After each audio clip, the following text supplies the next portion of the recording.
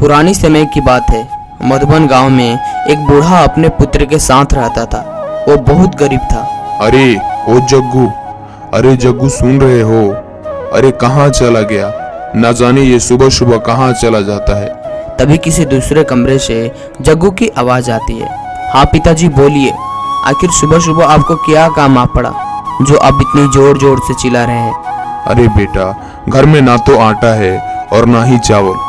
आखिर हम कितने दिन तक भूखे रहेंगे। कल मुखिया जी के कुछ लोग हमारे यहाँ आए थे। वे लोग कह रहे थे कि कुछ खेत जुताई करना है। तुम आज मुखिया जी के खेत जोत आओ, कुछ तो खाने को मिलेगा। ठीक है पिताजी, मैं अभी जा रहा हूँ। तभी जग्गू मुखिया जी के खेत में जाकर जग्गू सारे खेत जोत आता है।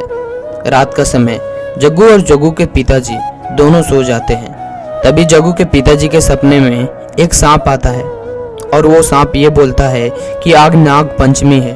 अगर तुम मेरे को रोज एक कटोरा दूध पिलाओगे तो मैं तुम्हें उसके बदले में एक सोने का मोहरा प्रदान करूंगा।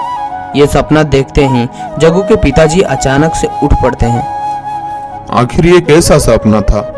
क्या ये सच हो सकता है? चलो मैं देखता हूँ।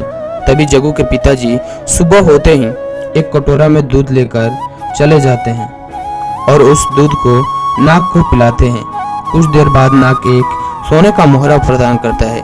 इसी प्रकार जग्गू का पिताजी रोज एक कटोरा दूध पिलाते और दूध के बदले में उन्हें एक सोने का मोहरा प्रदान होता था। ऐसे करते ही कुछ दिन के बाद जग्गू के पिताजी गांव का सबसे अमीर आदमी हो गए। तभी सोहन उसके द्वार पर आता है। ओ जग्गू के पिताजी, आपका बुआ चल बसी। ये बात सुनकर जग्गू का पिताजी जग्गू के बुलाते हैं। अरे ओ जग्गू। हाँ पिताजी। मैं अब बुआ के घर जा रहा हूँ। जरा तुम एक काम करना, वो मुखिया जी के खेत के बगल में जो हमारा खेत है उसमें एक नाग देवता रहते हैं। उन्हें रोज एक कटोरा दूध दे आना और वो तुम्हें कुछ देंगे। जग्गू अपने पिताजी के बातों को हाँ भर देता है। जग्गू कटोरा में दूध लेकर मुखिया के खेत के बगल में सांप को दूध पिलाता है और उसे दूध के बदले में उसे एक सोने का मोहरा प्रदान होता है। जग्गू मन ही मन सोचता है, अरे ये सांप रोज एक ही सोने का मोहरा प्रदान करता है, परंतु इसके पास बहुत सारे सोने का मोहरा होगा। क्यों ना हम इसे मार कर सारा सोने का मोहरा ले ले। अगले दिन जग्गू दूध का कटोरा लेकर वो मुखिया जी के खेत के बगल में दूध पिलाने के लिए गया। वो दूध का कटोरा रखकर थोड़ी दूर किसी पेड़ के पीछे छुप गया। तभी नाग देवता आते हैं। दूध पीते हुए जग्गू उस पर एक जोड़ की प्रहार कर देता है। नाग देवता गुस्से में आकर जग्गू को काट लेते हैं।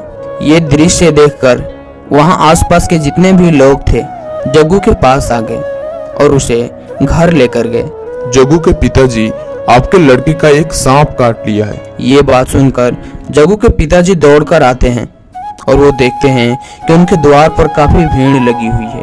तभी जग्गू के पिताजी नाग देवता जी के पास जाते हैं। नाग देवता जी, मैंने आपको इतना सेवा किया है और आप मुझे बदले में ये दिया। सांप ने अपने द्वारा घटित घटना को बताता है। मैं सिर्फ एक ही शर्त पर